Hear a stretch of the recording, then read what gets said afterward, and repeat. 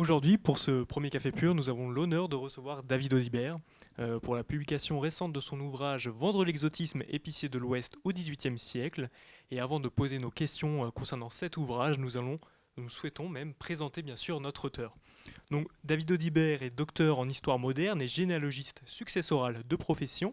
Plus précisément, il est le co-gérant de l'étude généalogique Audibert-Ladurée. Et bien que nous soyons aujourd'hui en intérieur, notre invité multiplie les casquettes car il est également trésorier de la CHAM, donc de la Société historique et archéologique du Maine, mais également il dispense des cours dans le DU, donc le diplôme universitaire Progène, profession à la généalogie. Cet ouvrage est la consécration d'une thèse soutenue en 2003 sous la direction de Anne Fillon, et bien que la thèse date d'il y a plus de 20 ans, cet ouvrage est en effet une version actualisée et remaniée, chose que l'on évoquera au sein de ce Café Pur. En effet, Vendre l'exotisme est un ouvrage étudiant le commerce et les épiciers les métiers de l'épicerie dans les trois grandes villes de l'Ouest au XVIIIe siècle, à savoir Nantes, Angers et Le Mans. Et afin de conclure cette présentation et pour vous donner envie de lire cet ouvrage, nous pouvons reprendre les mots de l'historien et professeur émérite Jean-Marie Constant dans la préface de cet ouvrage qui indique que David Audibert se livre à une analyse très fine de ce monde de l'épicerie dans ces trois villes si différentes. Merci beaucoup. Merci. Comme nous l'avons évoqué précédemment, cet ouvrage est le produit d'une thèse soutenue en 2003. Nous avons plusieurs questions liées à cette republication. Pourquoi avez-vous décidé de republier cette thèse plus de 20 ans après? Comment se déroule ce processus de republication après plusieurs années? Est-ce qu'il y a un travail d'actualisation des sources et de la recherche? Et si oui, comment avez-vous procédé? D'autant que la lecture de cet ouvrage a été, pour l'ensemble de notre groupe, une lecture accessible et fluide, une chose qui peut être délicate et compliquée lorsque l'on souhaite éditer une thèse. Alors, pourquoi reprendre un travail soutenu il y a maintenant un peu plus de 20 ans, effectivement, ça a été une œuvre de longue haleine, j'ai envie de dire, parce que la thèse fait un volume un peu monstrueux, 1200 pages, 2 700 000, 800 000 signes même, donc c'était pas publiable en l'état, et puis la vie professionnelle fait qu'on n'a pas forcément le temps de se remettre à la réécriture d'une thèse quand on est salarié.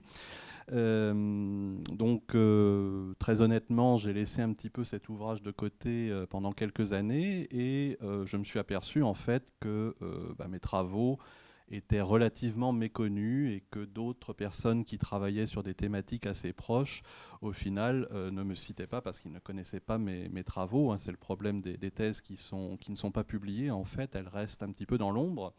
Ce qui m'a déterminé à vouloir publier ma thèse.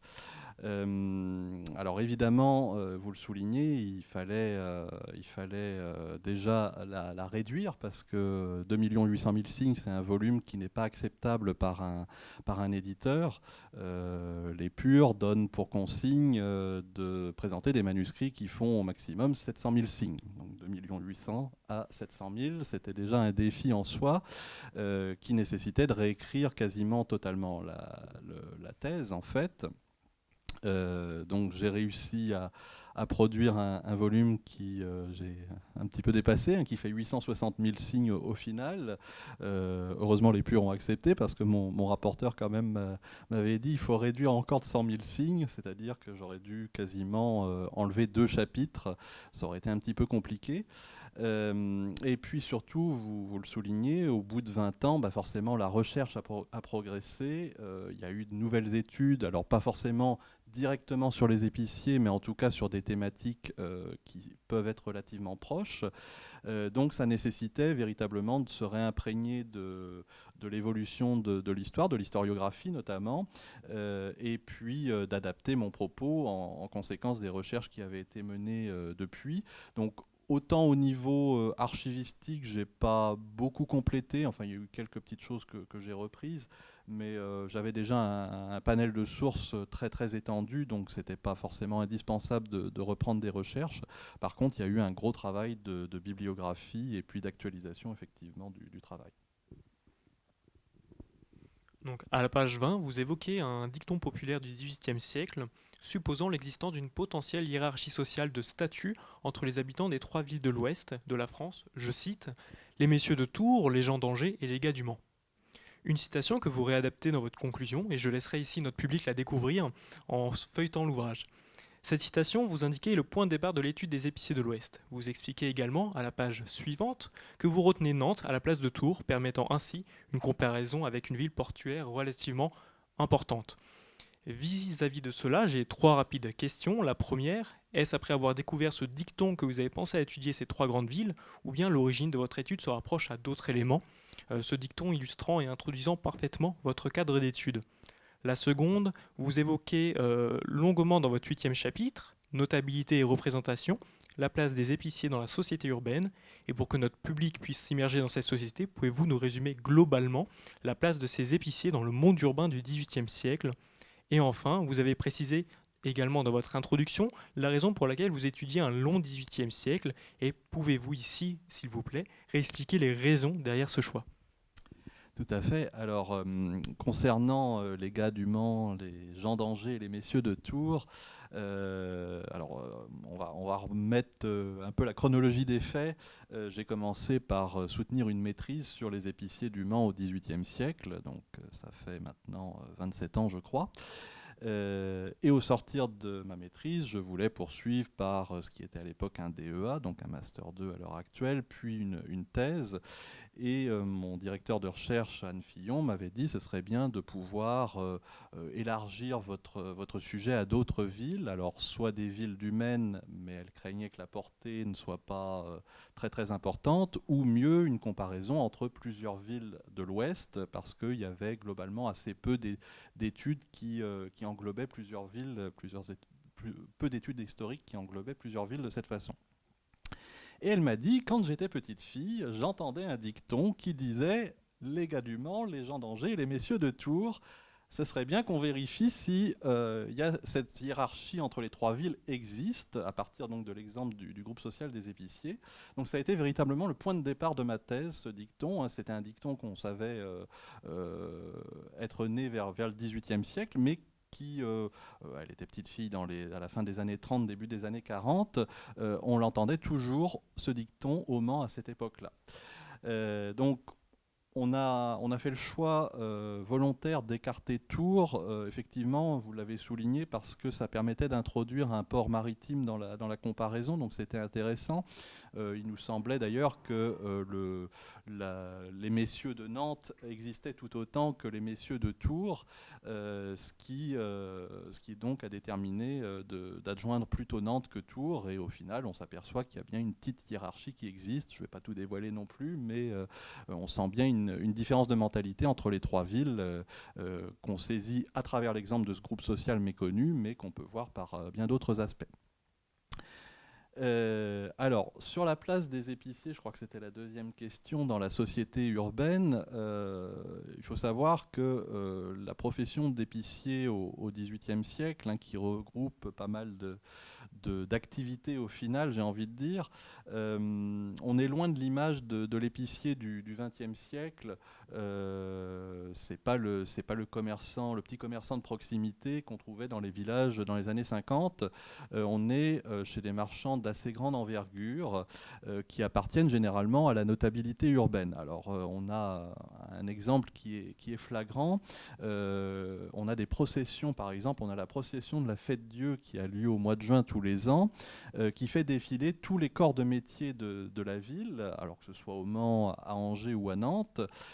Et il y a une hiérarchie dans le défilé, c'est-à-dire que les derniers corps qui défilent sont considérés comme les plus prestigieux. Et à Angers, par exemple, on a, je crois de mémoire, 8 ordres au total qui défilent. Donc les premiers sont globalement les petits artisans. Et arrivé au 7e corps, on trouve les marchands, le corps des marchands, les 5 corps d'Angers, qui comprennent les merciers, les drapiers et les épiciers droguistes, donc qui figurent en avant-dernière place, juste avant les professions juridiques, les hommes de loi, etc. qui vraiment, eux, tiennent le haut du pavé. Donc, on est très clairement sur un métier qui occupe une position sociale relativement honorable. On voit les épiciers d'ailleurs s'investir dans des charges de responsabilité au niveau urbain, hein. Ils sont parfois échevins. Alors, pas beaucoup au Mans, pas beaucoup à Nantes, parce qu'ils subissent la concurrence d'autres métiers qui sont placés plus haut qu'eux dans l'échelle urbaine. Mais malgré tout, ils ont quelques postes. Et à Angers, par contre, on les voit s'investir beaucoup plus massivement au sein de la municipalité. On les voit aussi s'investir au niveau de la juridiction consulaire, notamment. C'est le tribunal de commerce de l'époque. Régulièrement, des épiciers sont élus soit consuls, soit même juges. Ils ont parfois des portraits qui sont réalisés en tenue consulaire. Et c'est la preuve de leur notabilité, parce que tous les corps de métiers urbains n'accèdent pas à cette fonction, en fait. Je crois que j'ai avalé la troisième question. C'était concernant la chronologie, pourquoi un long XVIIIe siècle? Voilà. Alors, il fallait bien évidemment un cadre chronologique à mon étude, donc j'ai fait le choix de... Alors, pour le début de l'étude, commodément, c'est vers 1700. Mais bien évidemment, j'ai des épiciers qui exercent vers 1700, donc j'ai suivi leur parcours un petit peu avant 1700, forcément.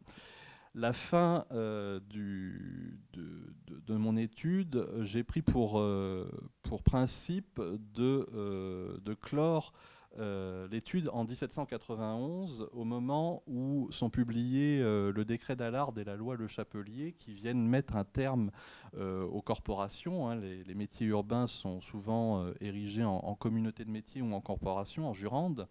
C'est le cas des épiciers. Et donc là, c'était pratique pour moi aussi d'identifier mes épiciers sous le régime, j'ai envie de dire, des corporations, des communautés de métiers.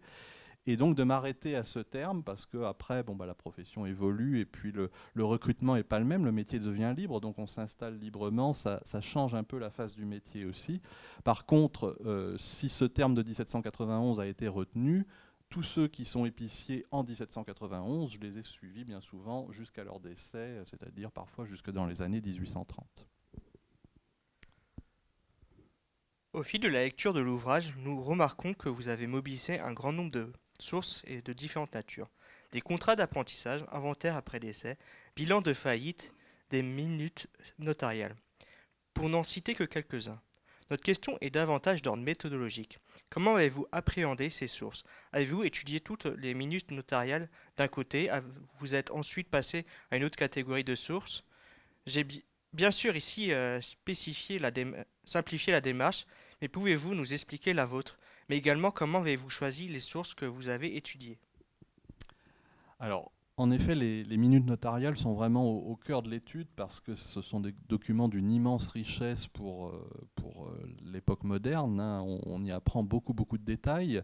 Alors, je n'ai pas effectué un dépouillement systématique de toutes les minutes notariales, parce que ça aurait représenté un travail absolument colossal.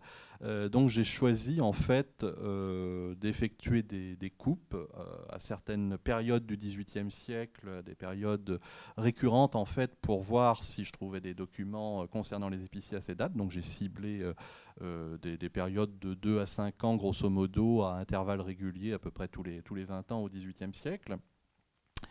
Et on s'aperçoit très rapidement dans l'étude des documents notariés que certaines études sont spécialisées un petit peu pour un certain type de clientèle.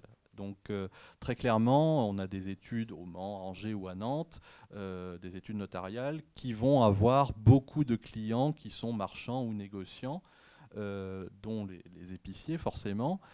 Ce qui a déterminé que pour ces études, j'ai fait là par contre un dépouillement systématique de l'ensemble des minutes de l'étude concernée pour avoir un panel de documents suffisant. Donc ça a été un petit peu la démarche au niveau des minutes notariales qui sont au cœur de l'étude.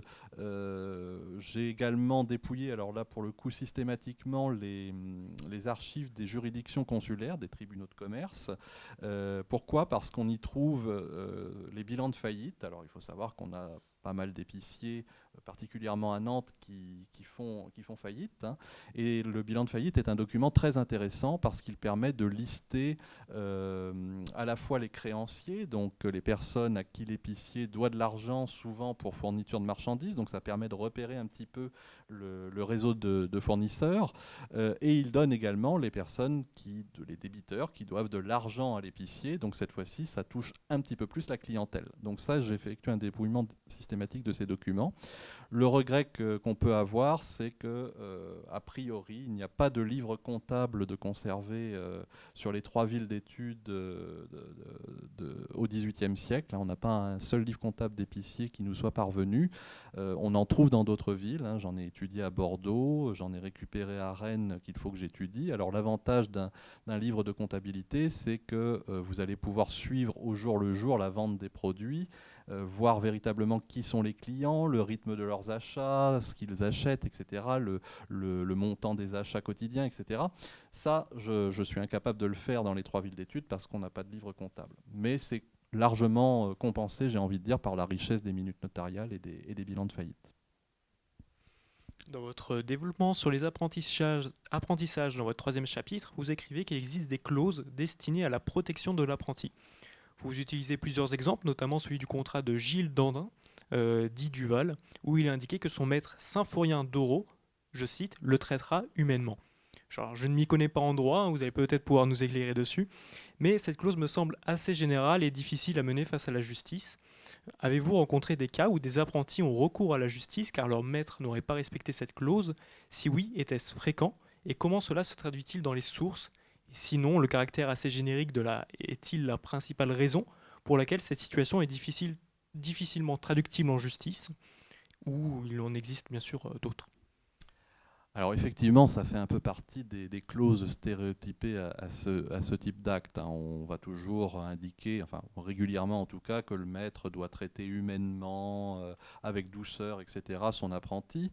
Au niveau des épiciers, je n'ai pas trouvé d'exemple qui aurait donné lieu à un procès ou à une plainte ou à des éléments de ce genre. On sait cependant que des exemples existent. Hein. Vous avez des articles sur Paris, notamment les travaux de M. Kaplan, notamment. Il a pas mal travaillé sur la question de l'apprentissage. Et on s'aperçoit qu'il arrive parfois que l'apprenti ne soit pas forcément très bien traité, ce qui occasionne une plainte ou éventuellement la rupture du contrat d'apprentissage. Ça, par contre, des ruptures de contrat d'apprentissage, j'en ai. On ne nous dit pas pourquoi, mais après tout, rien n'interdit de penser que ça pourrait être lié à un problème de mauvais traitement, effectivement. Mais bon, après, rien ne le prouve et ça reste plutôt des clauses stéréotypées, comme beaucoup dans les contrats d'apprentissage. On a à peu près quasiment toujours les mêmes formules et il faut vraiment en faire beaucoup pour trouver un petit détail qui change de l'ordinaire et qui va permettre d'éclairer sur les conditions de l'apprentissage.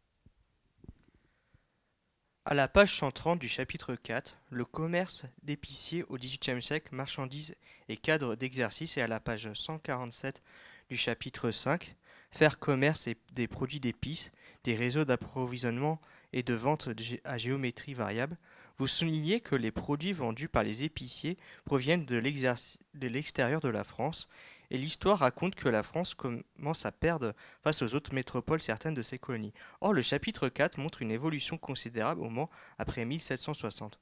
Quelles sont les conséquences des révoltes, tensions en Outre-mer pour les épiciers de la métropole? Par exemple, savez-vous si la révolte de Saint-Domingue a eu des conséquences pour les épiciers du Mans? Le sucre et le café proviennent en grande partie de Saint-Domingue. Alors, c'est en effet une très bonne question parce que ils sont très liés à la conjoncture, effectivement, au conflit qu'il peut y avoir. Hein, étant donné qu'on est sur un commerce ultramarin, forcément, les guerres vont avoir un impact sur l'approvisionnement en produits venus d'outre-mer. Alors, au Mans, ça se ressent moyennement, j'ai envie de dire, parce que ils ne sont pas en contact direct au final avec les sources d'approvisionnement. Ils passent par des intermédiaires. les négociants notamment, ou des épiciers en gros. On a des grossistes nantais notamment qui approvisionnent pas mal les villes de l'Ouest en général, dont Le Mans, dont Angers. Donc les manceaux ne sont pas forcément affectés directement, mais il y a probablement quand même malgré tout un impact.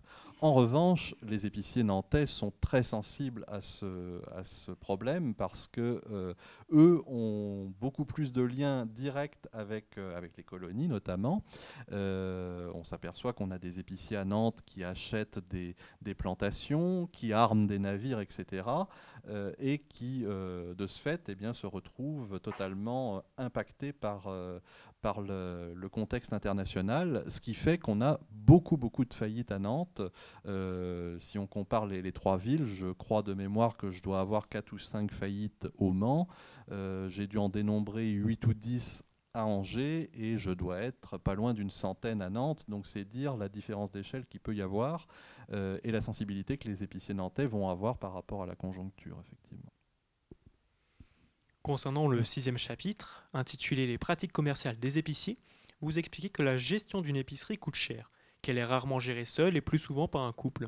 Concrètement, qu'est-ce que les sources nous apprennent-elles sur la gestion d'une épicerie? Comment se déroule le processus d'achat des marchandises? Et est-ce rentable pour la majorité? Qu'est-ce qui coûte également cher dans la gestion de l'épicerie? Et de même, est-il possible de déterminer un pourcentage de recettes, de revenus qui est orienté vers l'achat de ces marchandises, vers la paye des employés? Et enfin, comment les employés EES, entre gros guillemets, sont-ils gérés? Est-ce qu'il y a une séparation genrée des travaux ou cela est davantage une gestion fluide, articulée entre les acteurs des épiceries? Alors, sur la question des revenus, c'est assez complexe à déterminer en l'état des sources dont je dispose. Si j'avais une comptabilité, je pense que ce serait plus facile, entre guillemets, pour cerner effectivement combien va rapporter le commerce d'épicerie. Alors après, on sait que c'est un commerce globalement rentable parce que si on s'intéresse au niveau de fortune des épiciers, on s'aperçoit que généralement, ils sont à la tête d'actifs assez importants.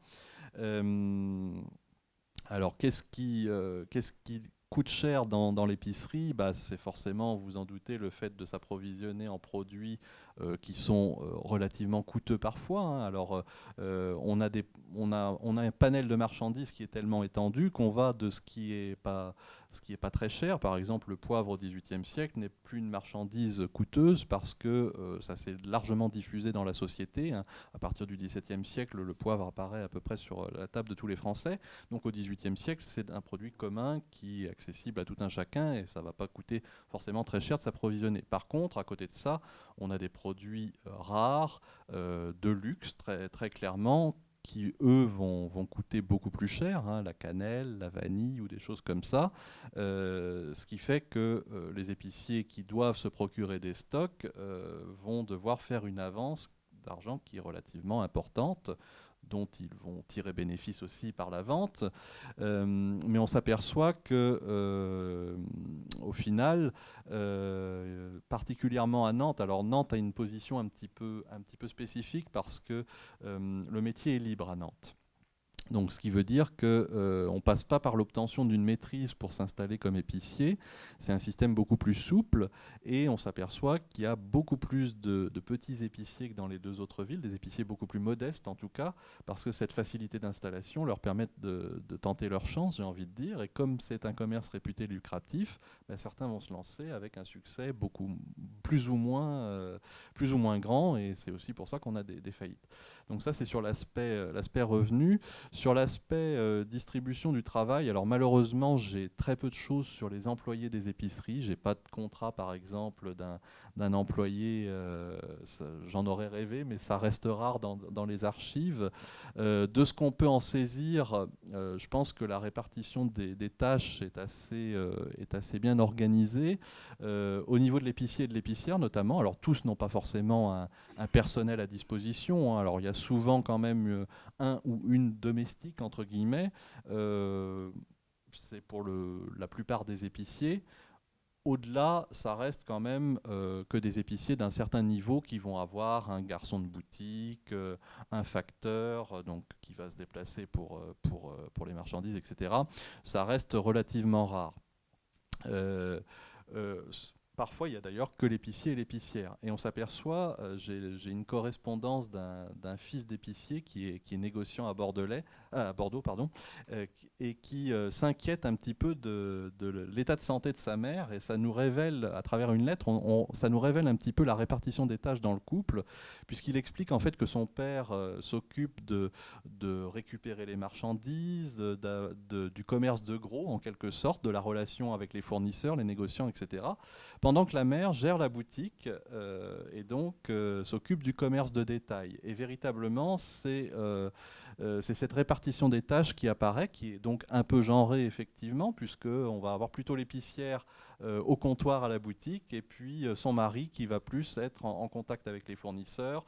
J'en ai plusieurs autres exemples où là ce ne sont pas des correspondances, mais où on voit un épicier qui donne procuration à son épouse pour gérer en son absence les affaires, entre guillemets, pendant que lui part en tournée, en quelque sorte, dans les foires de la province pour récupérer des marchandises et pour vendre aussi ses produits. Dans votre premier chapitre cette fois-ci, donc composition numérique de la profession et implantation urbaine, vous disposez à différentes pages de cartes pour montrer l'organisation et la disposition spatiale des différentes boutiques d'épiciers. Après avoir étudié une première fois la disposition de ces boutiques vers 1730 et avoir notamment remarqué que certaines d'entre elles se regroupent en quartiers, en artères commerciales, pour reprendre l'un de vos sous-titres, page 43, quelques pages plus loin, vous menez une seconde étude cartographique dans la troisième quart du XVIIIe siècle et vous remarquez un léger déploiement de ces nouvelles épiceries vers les faubourgs des villes. Et vous précisez, page 50, que ces épiceries sont davantage des exceptions que des normes. Savez-vous si ces exceptions ont été rentables, si elles ont subsisté dans le temps au-delà du XVIIIe siècle, et leur rareté dans le paysage les rendait-elles bénéficiaires de la demande? Et de plus, même si je me doute qu'il n'y a pas forcément de source relative à notre prochaine question, mais savons-nous si le prix de ces épiceries excentrées, entre guillemets, situées dans les faubourgs, était davantage attractif ou au contraire plus élevé? Alors, en effet, on s'aperçoit que historiquement, les épiciers sont plutôt regroupés dans les centres-villes, hein, dans les artères commerciales importantes. Au Mans, par exemple, c'est autour de la place des Halles, l'actuelle place de la République, qu'on va avoir le plus d'épiceries. À partir de la seconde moitié du XVIIIe siècle, on constate un léger déploiement en effet en direction des faubourgs, mais je pense qu'il faut vraiment le prendre avec beaucoup de précaution, hein. Ça reste encore assez timide. Pourquoi? Parce que le peuplement des faubourgs est plus populaire aussi, entre guillemets, hein. Ce qui fait que la clientèle y est moins nombreuse. Ils n'ont pas forcément accès à des marchandises, à des produits qui sont coûteux et qui ne vont pas consommer au quotidien. Pour autant, on a des épiceries effectivement qui s'installent dans ces quartiers parce qu'on a aussi quand même parfois des clientèles, hein, il n'est pas rare, par exemple, qu'on ait des établissements monastiques qui sont installés dans les faubourgs, hein. Je pense au Mans, on a l'abbaye Saint-Vincent et on a une épicerie Faubourg Saint-Vincent. Donc c'est pas un hasard, si vous voulez. Il y a un intérêt à s'installer aussi dans ces faubourgs. Est-ce qu'elles sont dynamiques? J'ai un exemple à Angers où j'ai un épicier qui est installé, ça doit être Faubourg Bressigny, je crois, enfin je vous dis ça de mémoire, qui a une belle épicerie et une épicerie qui est rentable. Donc on peut faire fortune dans le faubourg. Peut-être aussi parfois un peu plus facilement parce que justement il y a beaucoup moins de concurrence dans le faubourg que sur les artères commerciales. Ça peut être aussi un argument pour s'installer pour l'épicier, pour se dire bah, finalement il n'y a pas de concurrent ici, pourquoi ne pas s'installer et miser sur une éventuelle clientèle. Sur la revente, là malheureusement j'ai pas de source qui me permettent de vous répondre, mais je pense honnêtement que l'épicerie dont je vous parle aurait fait un bon prix de vente, à mon avis, si l'épicier concerné l'avait vendu.